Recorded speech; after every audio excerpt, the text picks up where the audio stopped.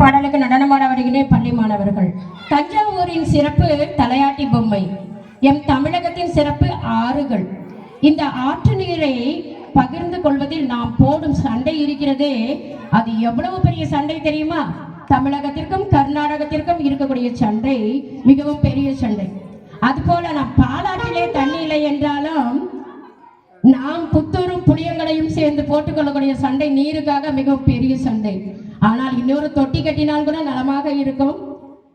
நாங்களும் தெய்வங்கள் தான். ஆற்றை நாம் தெய்வமாக மதிக்கின்றோம். ஆறாகிய நாங்கள் எப்படி சண்டையிட்டுக் கொள்கிறோம் உங்களைப் போல. வந்து பாருங்களேன் என்று நடனமுடன் ஆடி காட்ட வருகிறார்கள் என் பள்ளி மாணவர்கள்.